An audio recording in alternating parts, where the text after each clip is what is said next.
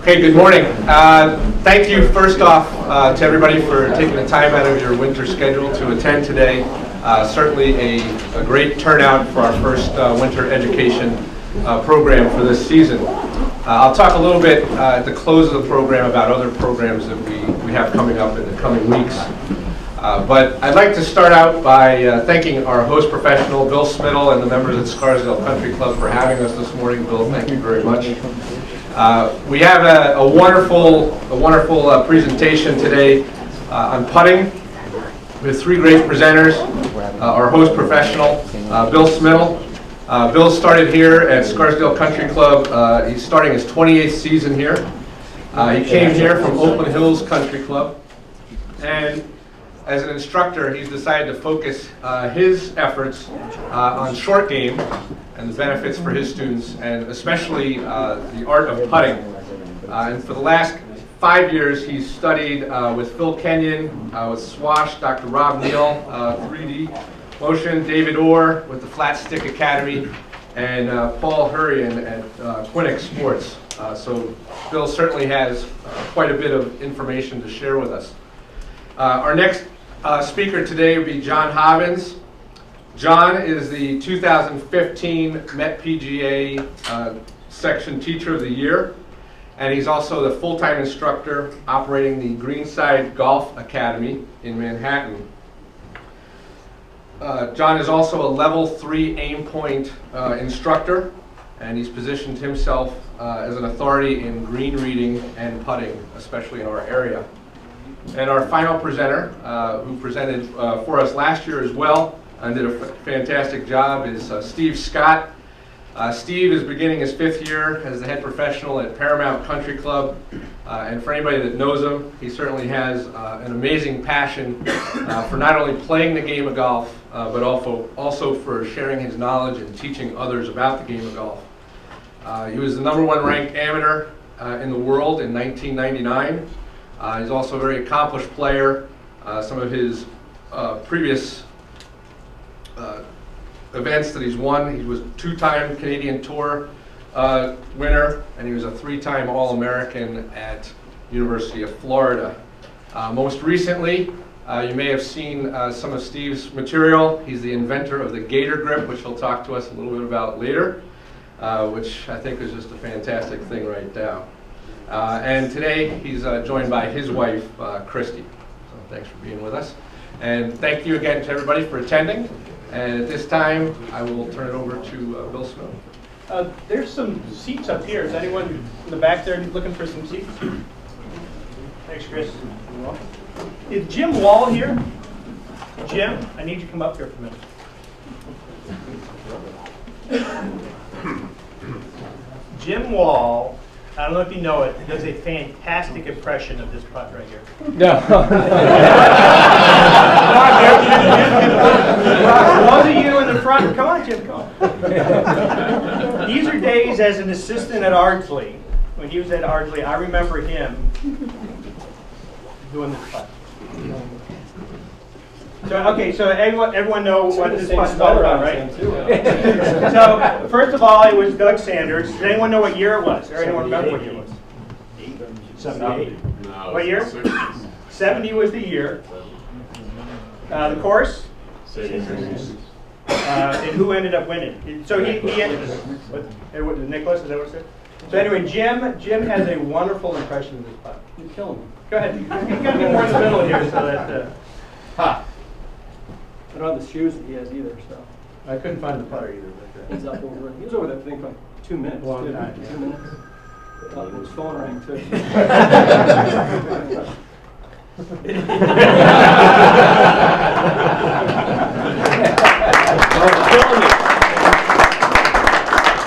was kind of the highlight of the day. Right? We can go.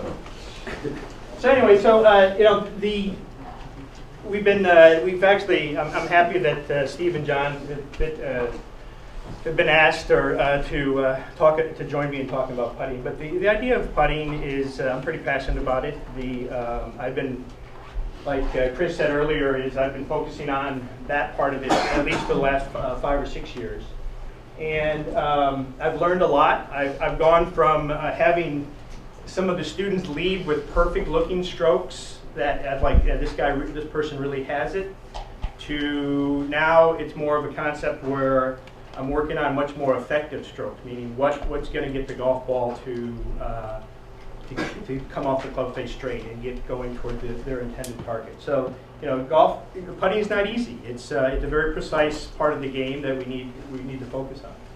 So, I basically talk about two different types of players: highly skilled players, club champions, club professionals, good amateurs, and those that not so much. And the idea there is that it's more of what I'm looking for. I have two great pieces of technology.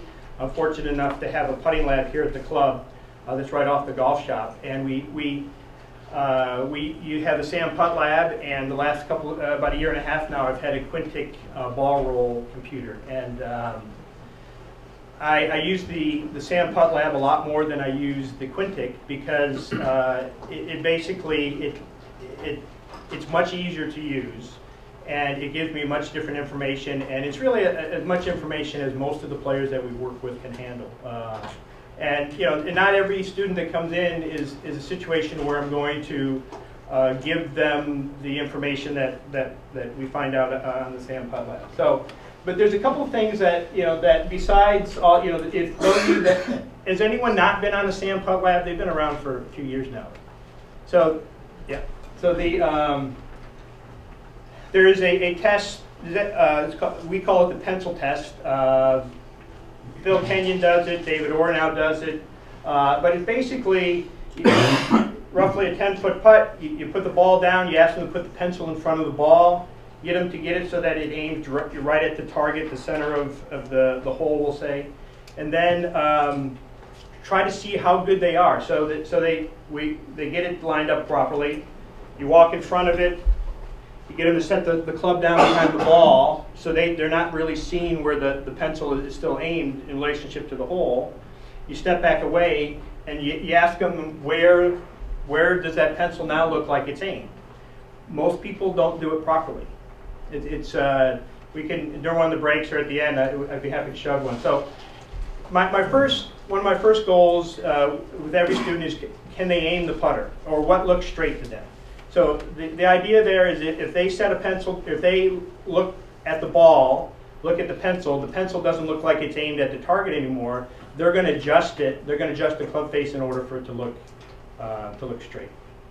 We use either the Quintic ball roll or the Sam Putt Lab.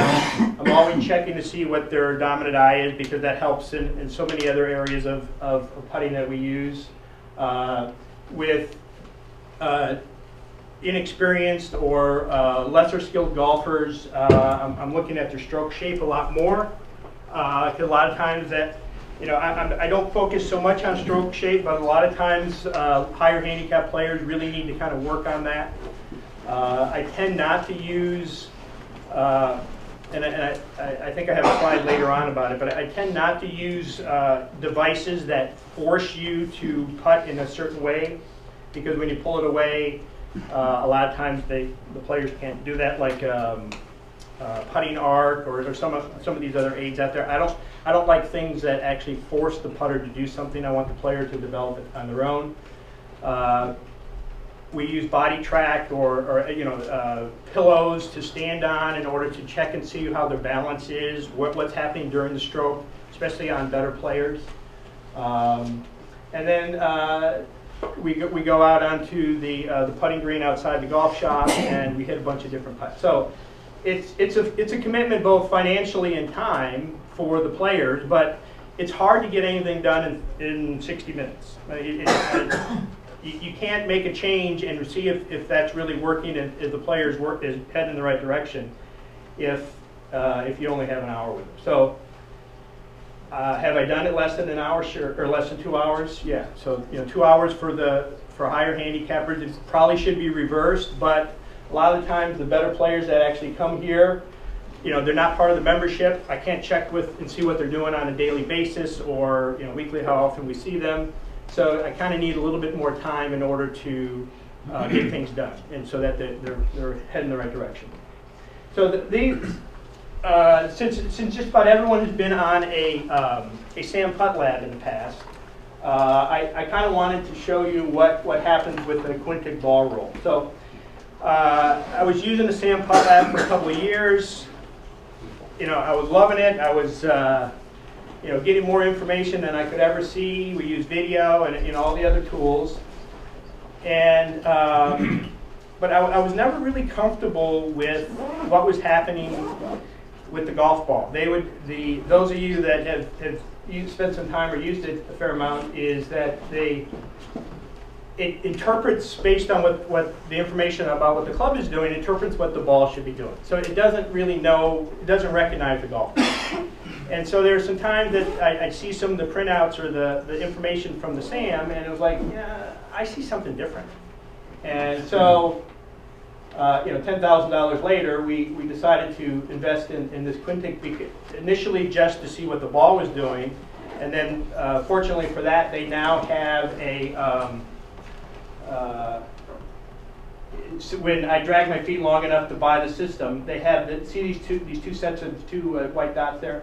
That's actually a paper marker that traces what the club is doing. So if you haven't been on it, if any of you have been on a Quintic, if you haven't been on it in the last year or so, that's new. And also, this software that you see here just came out mid-December, which actually kind of is more user-friendly. It kind of tells you exactly what's happening. So since the golf course was open, and the normal time I start monkeying around in the putting lab is this time of year. But since our golf course just closed on Sunday, I didn't have as much time to play around with it. So just the first putts I actually hit on this last week. And so what you can see where it tracks exactly what's happening with the ball, picks up the markers that are on the ball, and then it kind of, so the impact club head speed was 3.19 or 3.2 miles per hour. And then the ball coming off of that was 5.7 miles per hour. You can see. Can you see it in the back over there, guys? Mm-hmm. Yeah. So the putter was accelerating. The ball launched at 0.29 degrees. The shaft angle. So that you calibrate how a lot of the systems work. Is you calibrate it. We use a laser, and so that the face angle is exactly perfect as at address. When you calibrate it, and then this shows me basically kind of how the club has changed. So it's leaning a half a degree a 5/100th of a degree difference. So virtually is right. So it has 5 RPMs of cut spin on it there. This is a plus number. The tack angle was 2.2 degrees up. Initial ball roll it was at 23 RPMs. Face angle was 0.72 degrees to the right. It started rotating right off impact. The other numbers tells you how much information I don't use very often. Zero skid. So basically, it started rolling right away, but it had a little bit of skid involved with it. But within the first 5 inches, you can see the calibration here along the bottom. It basically was at 5 inches there. What's the last one? Impact ratio. That's basically what the smash factor is. I don't know why anyone would care so much, but that's basically it's a calculation between impact ball or ball speed and club head speed. 1.79. Oh, they rounded. Thanks, Kirk. Nerd. You thought that number didn't make sense, right? Did that look a little off to you, Kirk? Excuse you. I'll fix that number. I'll complain. And then time to zero spin. So 6/100th of a second was where there's zero spin on it. So and then, like I said, if you haven't seen this just came out. If you've been on one prior to this is all new graphics at the bottom.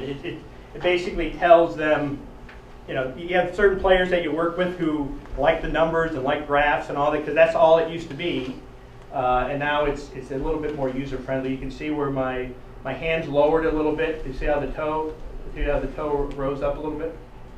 And things like that. So, this is, the reason I brought this up is because I assume probably almost everyone has probably been on a SAM or you own a SAMs.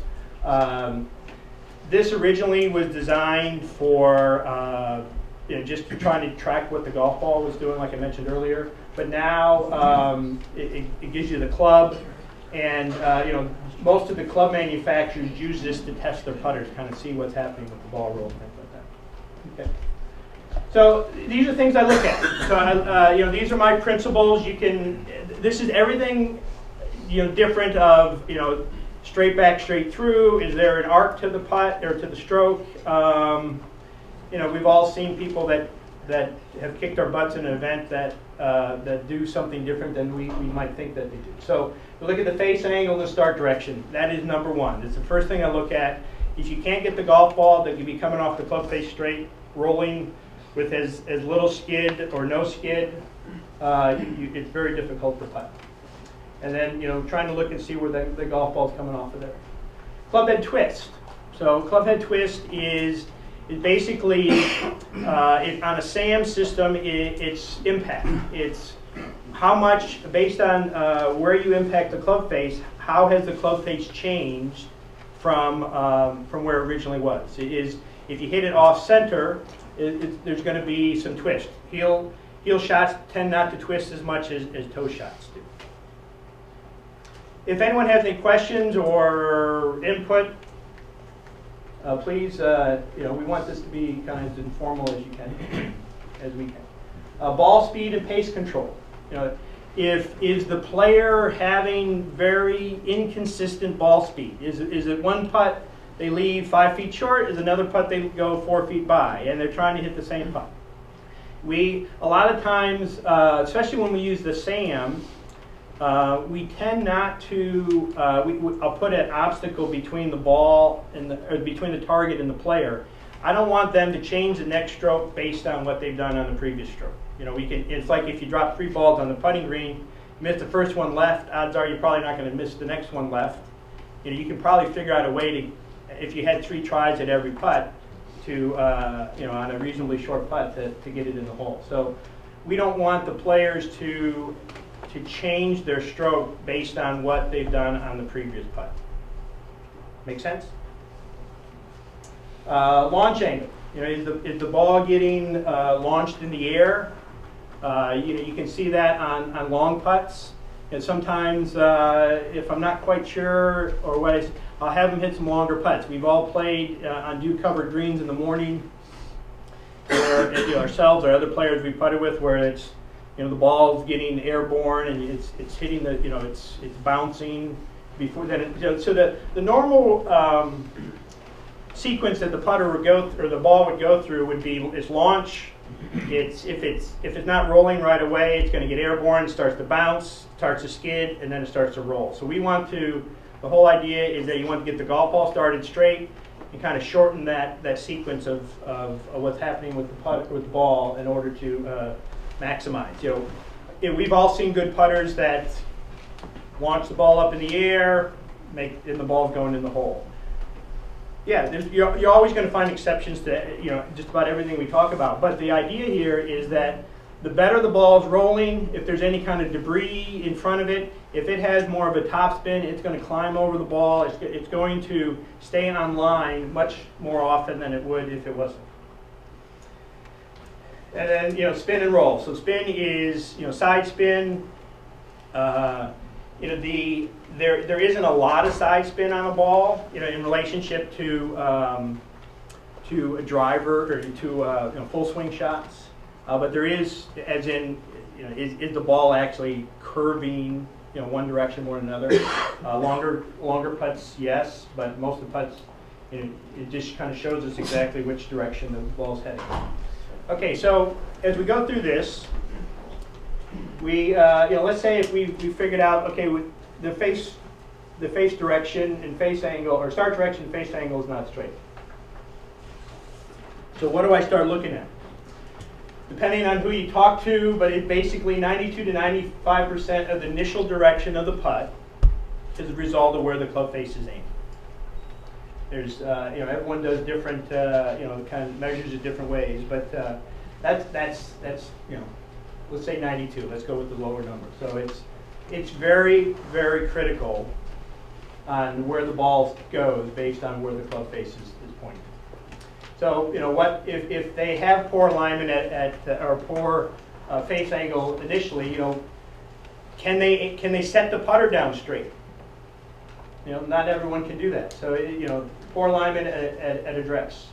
Check their eyes. Can they, based on how they're standing over the putt, are their eyes, are they in the position where, are they too far above? You seldom see good putters with their eyes above the ball. Most people, all of our teaching aides say we want to get it right at the ball. I think if you really measured most of the guys on the tour now, from David Orr and especially Phil Kenyon, Phil says that he thinks that more guys are playing with slightly longer putters now than they had been, and the eyes slightly inside the ball. Not much, but slightly inside. So check the eye position, check the head position, shoulder alignment. If when I have them go through that pencil test and they can get it, they see straight, they can get the club face to aim straight, and their shoulders might be slightly open, if it doesn't really affect their stroke a whole heck of a lot, I'm not touching it. I just, if it works, don't like I said earlier, I used to have a lot of students with perfect looking strokes. Now they have more efficient strokes. Is the upper, if the face angle, especially is left, a lot of times it might be a little upright. The toe might be in the air. You don't see that a whole heck of a lot. Most people do putt with longer putters that are too long for them. We found that through the Cameron fittings that we do and things like that. So it's better players tend to putt with putters that are too short. Amateurs tend to putt with putters that are too long. What do I see there? I don't know why 35 was the standard length, unless it fits in a golf bag better. I don't really know why that became the standard length, but most people don't get in my opinion, aren't in proper posture, correct posture, and fit into a 35. But this changed a little bit. Then it's manipulation of the wrist, flipping, weight moving away from the target. That's going to change what the face angle is doing. Inconsistent ball position, so you kind of check the eyes. Most people tend to play the ball too far towards the center of their stance. So the putter's coming down at a very much steeper angle. Occasionally, I worked with a player yesterday who's in this room who the ball was about 6 inches too far left in their stance. I'm not a big believer of this because I've seen it work and I've seen it not work. About putter shapes, it's I see it working more than not. Kirk, what have you found? I'm really sorry, I wasn't paying attention. Can you pan around? Can you pan the camera around and see who said that, just so we can see it on video? I can answer that for you, Kurt, if you want. I totally was. You weren't tweeting, were you? How do I feel about putter shapes? Oh, I was listening. Are you talking about head shapes? Yeah, or toe hang, face balance. I haven't seen any evidence that shows that the type of putter and hang is designed for a certain stroke. I think anybody can make any type of stroke with any hang, whatever. Yeah. I like I said earlier, I tend to believe that it's the I think it's a big marketing ploy from the golf companies. But I know that by changing putters, by changing the type of putter, how it's balanced, sometimes fits their stroke a little bit better, maybe fit their eye a little bit better, and they can aim it differently. But I know a lot of people are selling that point. I'm not convinced that it works, but. Even though that we actually have had some success there. Kurt, where does MOI fit into that conversation? It's minimal. For MOI, well, you're asking me. I'm asking. Through these studies from the engineers that we've talked to, MOI of a putter to influence ball direction enough or anything has been minimal. Really? Yeah, so you take the most forgiving putter. If your face angle is off a half a degree, that has much more influence on direction of the ball and energy transfer than the MOI of the eye. Oh, it's almost the only thing I can add to that is the one thing that we've done is we've checked some high MOI putters and some, we'll say, Newport styles or Answer style putters, plumber's necks. And on toe shots, the ball actually does go farther. It rolls out longer on a higher MOI than it does on a non. That's By how much? on a 12-foot putt, 7 inches.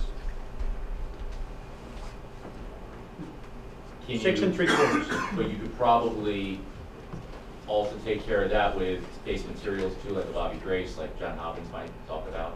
So you can take probably a lower MOI putter, but increase the MOI, not with the size of it, but you Yep. can probably change base materials Yep. rules. So look at the type, which we just briefly talked about. Head weight, shaft weight, grip weight. They all could might be a better word than will, influence kind of what's happening. Everything there's. From what we've found, and it's not my full-time job to study putting, but and like I mentioned earlier, this time of year we have a robot which and we test some putters, and we have found that certain times it does matter and other times not so much. So that's all you need. Okay, club head twist. The club head twist is where the ball's not being struck in the center of the putter face. So it will change. What I have found though, especially in our robot, the further we move the ball off away from the center on some of these bigger, softer grips, especially on longer putts where there's more club head speed, there is more twisting. There is more twisting. Check address position. Is the ball in the wrong spot at setup? Are they? Is the line on the putter in the spot that it's supposed to be? Are they using that? Does the golf really know if that's kind of where the ball's supposed to be placed? Sometimes the obvious things don't really happen. Consistent ball position. Possibly, change the MOI, excessive body movement, excessive club face rotation. So if the club face is, if they're just like in the full swing, if the body's moving too much, and they can't return that back to the starting position or the center of the club face, is the club face rotating too much, either rotating open or rotating to close, so that another part of the club is going to come into contact with the ball than it originally was. Hand position change during the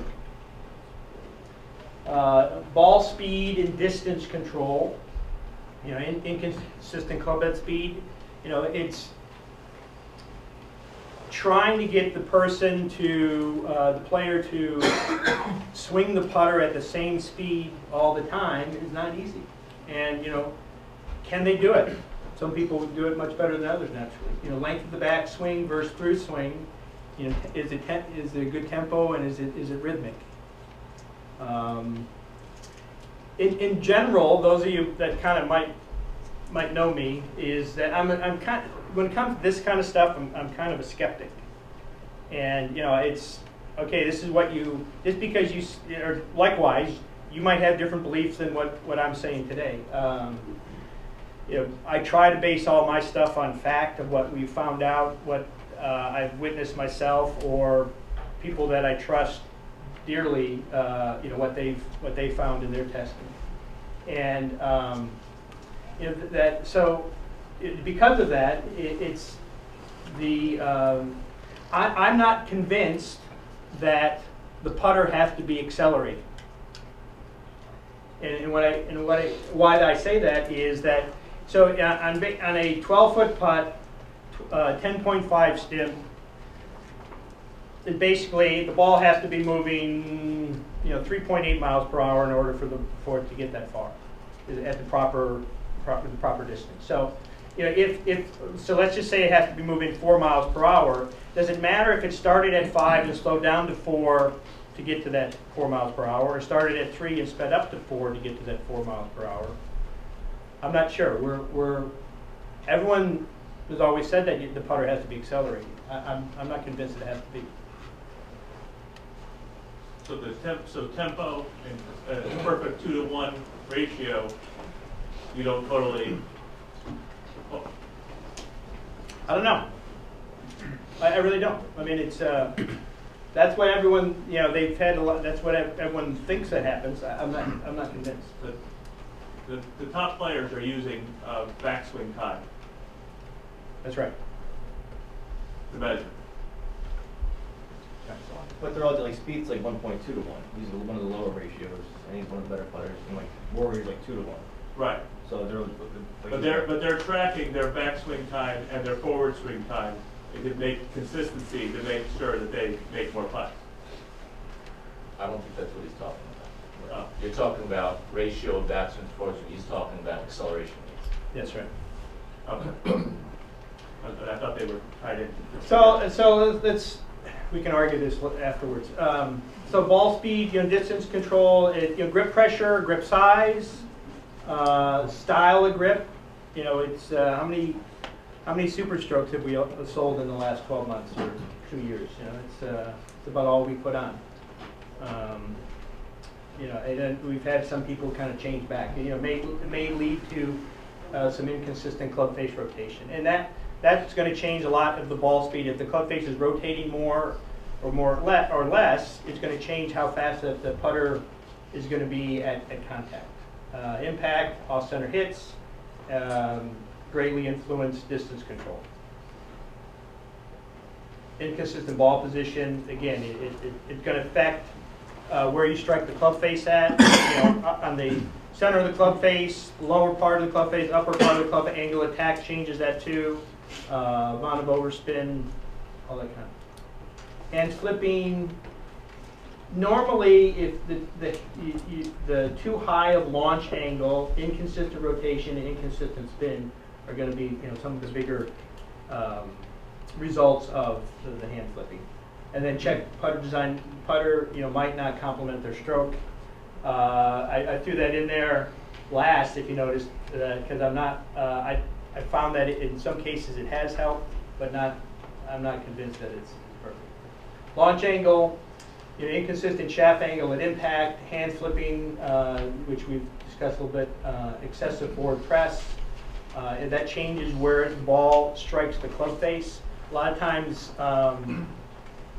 it's if you go two different extremes. If you go a Zach Johnson who has has the shaft leaning backwards, very low, non-existent motion in the left wrist, he kind of holds it. But if this putter has 3.5 degrees loft and his hands are leaning back, well, we'll say it's got to be 7 degrees roughly. He probably has a negative, if you just measure his putter, someone might actually know, he probably has negative degree of loft on his putter. If just the design of it before he puts it in the playing position. And in Mickelson, supposedly the guys from Odyssey say that his putter has 6 degrees of loft on it. And because he has excessive amount of forward press, because it just matters what's happening at impact. With the ball he knows the collision of the club face and itself. Inconsistent ball position, eyes often too far forward or back in the stance. That's going to change how the club comes into the ball, and then basically into the launch. Variability in the club face rotation, striking the ball too high or too low on the club face. Hey, Bill. Yeah. What have you found as a good launch window? And how does that change depending on, let's say, you're putting on early spring Poana greens or bumpy or Bermuda greens? You can find a lot of evidence that shows, and actually John probably has could probably answer that better. I might be agreeing with you. Okay, that in most cases that we've all been told, and I think it holds true, is that on longer, slower, higher, lower stimp greens, you need a little bit more loft to get the ball up on top of the surface and rolling. We found that also and it's kind of in the same thing is those in the in your labs, if you have a putting lab at home, or is the type of surface you actually some have less friction. Is it, some of the plastics are slipperier. Does that make sense? And so it changes, skids, it changes things like that. Especially in, I know we talked about talking, but for your SAM, you would have to check that. What have you found, John? I think it's hard to fit putters on artificial surfaces. Yes, I don't, and I'm like you with a lot of these things. I'm kind of skeptical about, does the ball really sit down in the grass? I mean, how long does a golf ball have to sit there to create an indentation where I need 4 degrees of loft to get it out of there? So I think like if you're early spring around here, and and until you get to hot weather, then you have those different grasses that have to die out. I think you need more loft to get it up and rolling. So we did a test yesterday. Bobby Graces have no loft basically on the face, with the top part of the putter a little more forward. Well, we did a test yesterday because we're testing the new Quintic software. We actually set it down in a page reinforcement, so it was sitting down so that we were getting in the exact same spot all the time. And the numbers were different. There was higher launch, things like that, as the ball was sitting down in that little, however paper thin that little reinforcement is. The numbers were different than when we pulled the reinforcement away. Right, because you created an artificial environment. Yeah, that's right. Right, it's just like, I've looked at, and there's not a lot of data, and I've been talking to some of the different college education agronomy programs, where when they do time, they'll do a time lapse, 6-8 hours. Growth? What's that? Of growth? Well, that's one of the things I'm into is growth of grass, right? Life's exciting this winter. And then the other thing is like, okay, so we're playing in a group. We hit a Spent a lot ball. of time in Colorado? What's that? I love Colorado. I love Colorado. It's also a cash business too, which would be great for us. Okay, but how long does a ball have to sit on a surface until it depresses? So if we're all hitting shots into greens and we go up and we do a little bit of chipping and putting, it's like maybe my ball sit there 5 minutes, 6 minutes. How much does it really depress compared to sitting there 8 hours? And I think again that what you mentioned earlier I think is good. We hear a lot of these things about for years and years and years, all these things that are supposedly true, and in doing the green reading and doing putting and so forth, I'm finding out a lot of these things aren't true, and they're just things that people said and things that people bought into. Yeah. Just like you. It's just Okay, like, John, shouldn't the ball never sit on the ground more than 40 seconds? what's that? Shouldn't the ball never be on the ground more than 40 seconds? It depends if The it's 46 basketball, putt? baseball. I'm not You have sure. 40 seconds to hit a putt. What's that? Don't you have 40 seconds? Isn't that like playing No, I'm saying, baseball? but from the time you hit your ball till you get to the green. But you get to mark it. No, I'm just saying. So there's an interim, and then you might be the closest one to the flag, like you usually are. So and you might have to wait for people that don't use aim points, so they're going to be walking around, and it might take minutes. Well, would that aim point slow it down? Yeah. Bill, with that being said, and understanding that there is no perfect scenario on artificial turf and indoor scenarios, with all the testing that's being done, and I would imagine primarily in labs and things, have you guys come across a superior product or surface that is becoming sort of the industry standard at which to measure things on that we could possibly look into? I can't recommend anyone, but that is, when this software came out, there were a bunch of us that met in Vegas for a day, literally. All the way to Vegas to talk about turf, huh? And so what at this for the Quintic and what at this gathering was the putter team from TaylorMade, Ping, and Cleveland, and then there are 4 golf professionals there that have the system, and so and that was the big topic at dinner, was about what's everyone kind of testing. It was kind of interesting that the Ping guys were listeners. They weren't really saying a whole lot. TaylorMade guy was actually, I was pretty impressed with him. He was willing to share what they found, and also was just interested in what everyone else was saying. And the Cleveland guys were they weren't as, didn't appear to be as sharp as some of the other guys. But that was a big concern that night, was, what's everyone testing it on? What their consensus was is that they wanted to have the surface, one guy said that the surface that tested the best for them was a piece of indoor-outdoor carpeting from Lowe's. I mean, it was something that green carpeting that you used to put on your back deck or something like that, where there was no grain to it, there was no there weren't any grass blades to it. The surface that we have in our studio, we control with sand and we roll it. We try to keep it about 10.5 stiff, which is similar to what kind of our members putt with here. But I haven't rolled it since the spring, and I did visually. I think that some of the readings that we've had are not as good as they could be, because it looks like the nap has sort of exposed itself. So, that's for most of the players we all work with. The best, smoothest surface you can find, I think it would be my recommendation. But, I mean, there's a lot of, the same company that does our artificial turf on our range tee does the turf in our putting studio. I didn't really help you at all, but that's kind of my thoughts on it. You got to go to Vegas, though. That's cool. Yeah.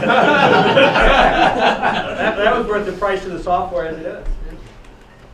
Okay. Spin and roll. The goal is, my goal is always to eliminate skid, get the golf ball to start rolling as soon as possible. Can it have too much overspin on it? Yes. By monitoring all the other variables that we've talked about, the conditions will improve. If you improve on those conditions or the variables and get it so that there's better face angle, launch angles, it all changes the spin and roll of the ball. There's a lot of ways to hold the putter. We got this guy right here. We've seen that. Where was that, Steve? Palm Springs? Very Point. Really? Nice guy there. Okay, what have I learned? Did I hit a softball with somebody? Everyone coordinates the stroke differently. It's through the time I spent with Rob Neal. Rob works with Phil Kenyon, who predominantly is a European coach. He works. His top player is Stenson. Works with a lot of other European guys. His base is in Southport, England, and then it is actually the time I spent with Phil kind of got me all juiced up to do this, a little bit more,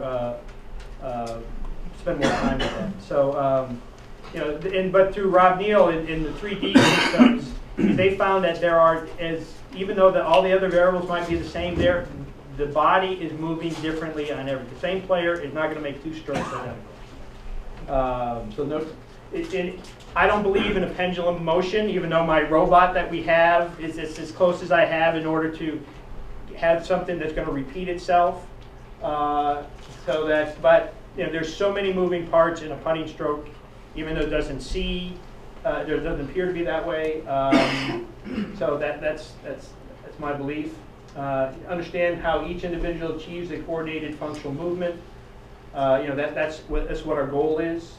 Look for consistency and coordinated stroke around that movement. This might be somewhat controversial. Natural beats unnatural, especially under pressure. So, part of that initial assessment and the testing is, what does the person do? What's he bringing to the party? How bad is it?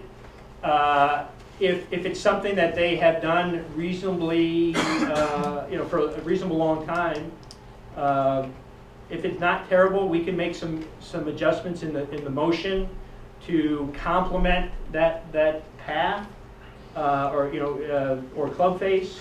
Then I'm going to probably make that change. Look for consistency. My belief is that good players do the same thing at a high degree of frequency. Might not always be right, but they do the same thing a lot. And if we can make a little bit of adjustment so that if there's those of you that might either some Campbell guys or guys that spent some time with David Orr. David talks about this concept that he got the term from Justin Rose. It was called a smart read.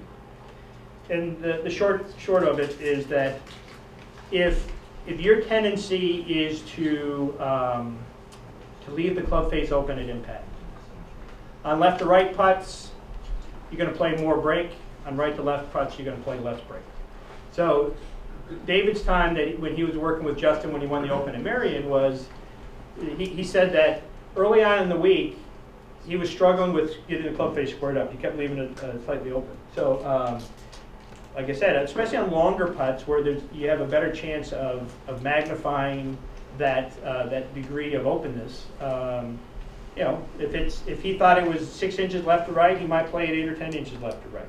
And then as the week goes on, if those putts that you're actually leaving slightly more, you know, on the high side, if the ball is still staying there, well, that means you're getting better at it, either squaring the club face up or your aim, and then you can kind of wean yourself off of that. But the idea is to always get the ball working towards the hole instead of away from the hole. If you tend to leave the club face open, and you're always going to leave the putt on the low side of the hole, or and then you odds are it's not going to be have a chance to go in if that's the case. You know, so I call this my anti-flow of putting. Anxiety. You know, we all results. You know, are we so worried about making this putt, we lose focus on everything else. Delusional thinking. You know, if I always one of the charts we have in our studio here is I don't remember the numbers, but it was when Luke Donald was the #1 player in the world, and they had you see him. Brody does it every year now, but you know, the #1 player in the world, the 75th on the money list, and also 150th, and all the different distances and what percentage of putts they actually make. You know, the guys that we see every week on television, especially on the weekend, are the guys that are in contention. They're going to probably be making more putts that week than those that either missed the cut naturally. But so we all, especially the members at our clubs, they all are making, or the tour players are making fewer putts than we all think that they are. So, you know, I always like to show them that chart just to kind of give them, you know, some sort of realistic view of what to expect. You know, are you a perfectionist trying to make the stroke perfect? You know, that's we all are guilty of that. Sir, yes. Have you found any relationship to anxiety and starting line? Anxiety. Can you give us more? Yeah, sure. If I take a more aggressive line, my anxiety level may be up because my miss is inherently going to be greater. If, in other words, if I took a higher I think line, that's more personality than anything. If you're an aggressive putter, I mean, if that's the way you putt, then you know it's the risk reward of that. If you, I tend to be a guy who's trying to get it the right distance. You know, I'm a believer that the hole is bigger when the ball is moving slower, so that if it's so aggressive, you better be very accurate if you like to hit it hard. I mean, that's just the way I play. I haven't jumped into that at all. I'm not smart enough to do that. Shearing, you know, forcing the action. You know, a lot of times, especially as you might know that it's not exactly right. So, you know, you think that it's left edge, but it doesn't look like it. You've taken too much time already. You kind of force it to maybe get out a little, maybe move it a little bit more to the left. You know, searing the putt usually it doesn't work. Visual conflict, distractions, people in our group. So, and just to close, I kind of wanted to, and I brought up some of the tools that we use. I haven't addressed everything in the slides, but to kind of show you what we use a lot here, especially in some of the training. So, I made reference to this earlier. You know, this is the time of year we do some testing. We test the putters. We test you know, kind of what's happening. You know, if someone tends to B, if your miss tends to be in the heel, there's some players some club pros I've worked with that we've changed the putters to have that, especially under pressure, if that tends to be your miss, we're going to have a putter that's going to work best for that type of stroke. So we test theories, test products. You can actually adjust. This one is slightly different than mine. There's an arm that comes out here that has a magnetic release so that we can pull the putter back to the exact same spot every time and push the button so the putter is moving at the same rate when we do the testing. The guys from Putting Art make it, and we use that. I only use it in the winter. I don't have time to do it during the season. This is one of my favorite tools that I use in my putting. Those of you that are familiar with it, it's the Pell's Putting Tutor. It's got these two little balls here. Control, it's like a gate system. Where the putter is, the ball's coming off the club face. It also has two other little dots here, so you can actually slide them closer to where the ball is going to be. It actually makes it slightly wider. So, the further they are towards the hole, in this case, the more challenging it is to get them through that mark. But I like it, and then they still make them. All this stuff is available on eBay and all the other Amazon. You get them secondhand. And some of the stuff that we use, they don't make anymore. I think everyone needs a laser. It's hard to do any kind of putting without a laser to show them where they're lined. One thing that we use, and I actually brought this back from England, is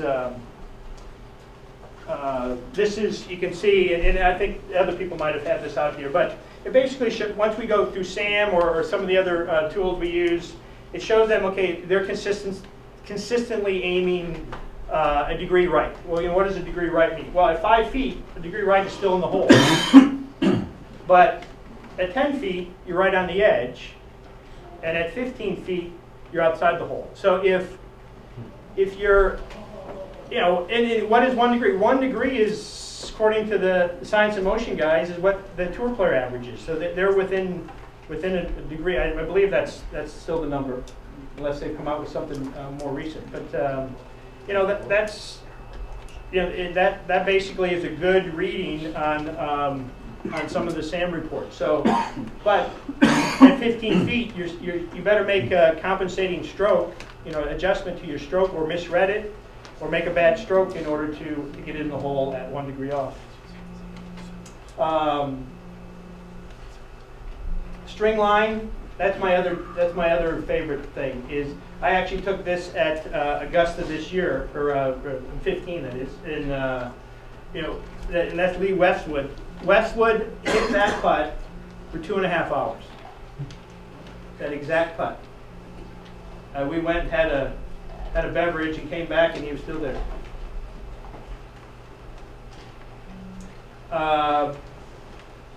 These are very popular. This is great for people when we kind of leave them on their own. They can see where their eye position is. You can get the club face square. I don't want them to continue to putt on this. This is not a very good point of view here, but when you actually are using this, the ball is actually lined up to that white line. I like to get it so that the putter is actually resting on the green, on the turf, when you're actually using the device. I don't like it when the putter is resting up off the turf. Like here, you're going to use this one putting this way. So it's not much, but it still is a different feeling. It's a different contact where the ball is. There, and you can see I have this one over there. This is made by a couple of guys in Italy. I see them at the show every year.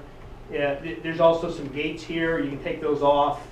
You can actually spin those around. One of the sides is straight, and the other one is rounded, so it makes it a little bit smaller. Those are kind of magnetic things. If you hit it, you don't have to. The problem with that in the Pells is when you have to go put the ball back on it. But I love this. I use that. I use the string line. Sometimes I use the Pells, but this has kind of been reasonably new for my box.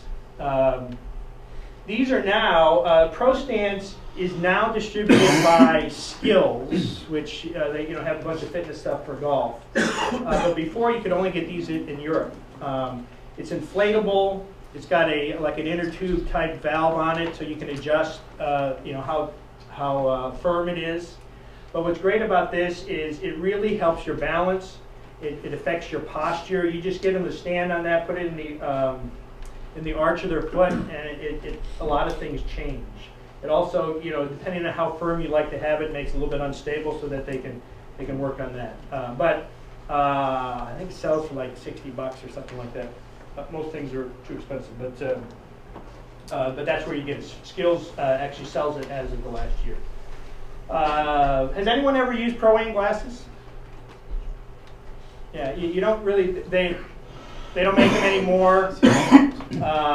For years, I was always buying them off of eBay. I now have about 20 pair of them. So if they were on eBay, you were probably bidding against me on them. But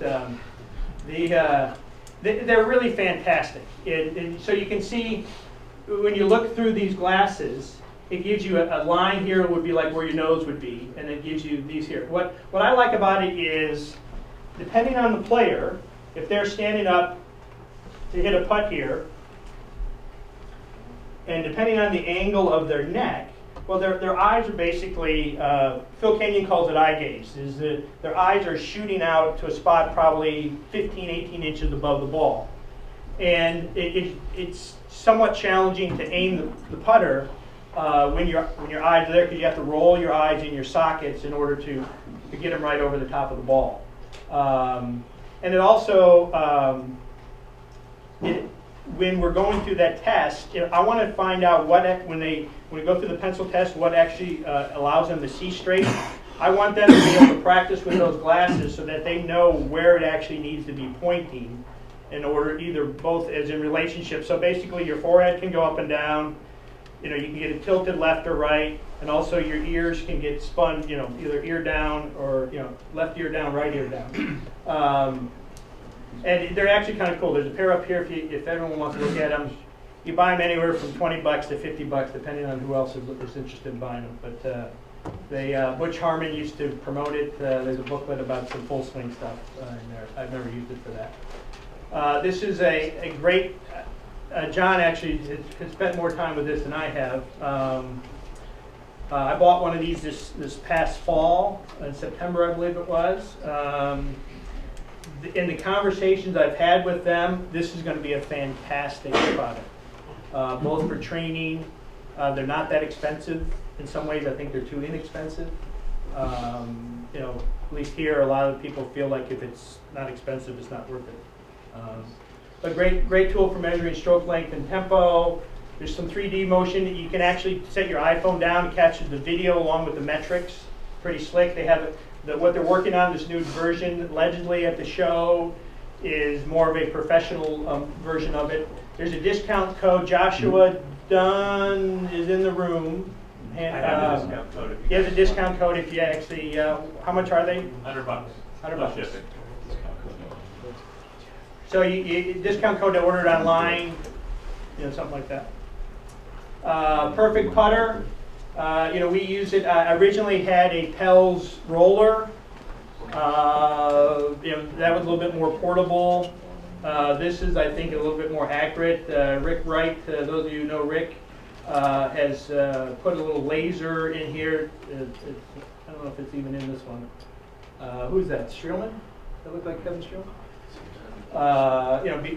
Actually, if you go to the tour, the putting greens on the tour early in the week, you see more and more people are using these. Just confirms the break, allows them to set up their little putting stations in order to get everything kind of synced up. Craig Moyer is here today. Craig is our local rep on this, but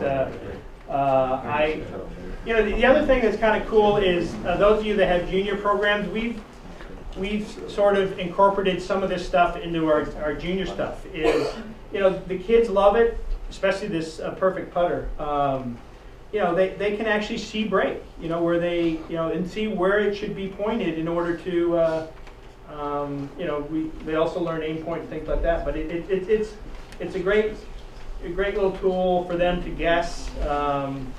You know, we also use body track that we use normally for better players in putting, but we have contests with them in order to, you know, who can have the best balance in their stroke. You know, what kids, you know, and they love the challenges. They love the brag with the other ones. This is, I used to use, anyone know Craig Farnsworth? Yeah, Craig used to come here for some tools for a number of years. Craig came out with one of these. It was 1 degree. It was, I don't know what the number was, but it was a specific degree of arc. And it's great for someone who so you leave your students, you give them to go practice. If you're working on trying to get their club face squared up, this is a great little tool.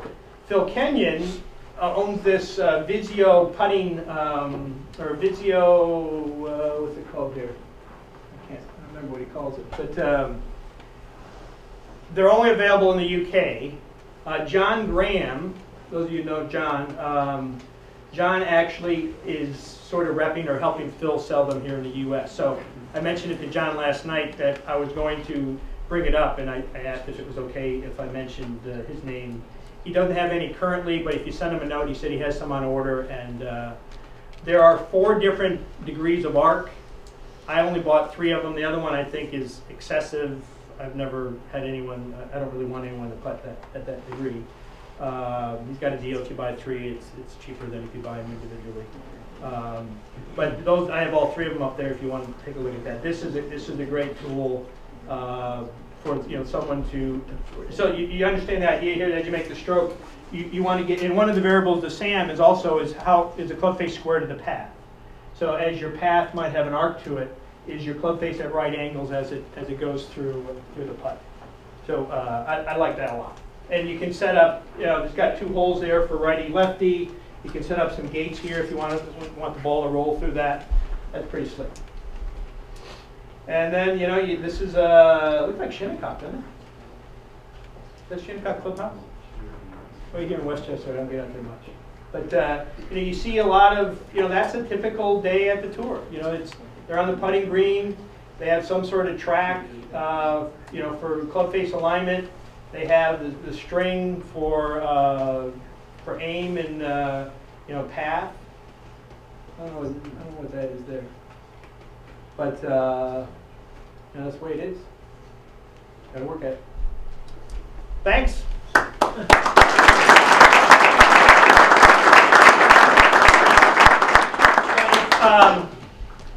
You know, if anyone ever wants, we're open year round here. The invitation is to anyone who, we're here Thursday through Sunday, but I'm here most days, especially lock the doors. But if anyone ever wants to, and you're welcome to go down to the lab after today, kind of see what we have, get on the Quintic. You know, every time I spend some time with you all, you know, I learn a little bit more, and it's better to work with, you know, highly skilled players or, you know, better players that you know, I get some better information. But the invitation is open. Give me a shout, send me an email. But thanks for coming. We're delighted with the turnout. And next up is Mr. Hoppins.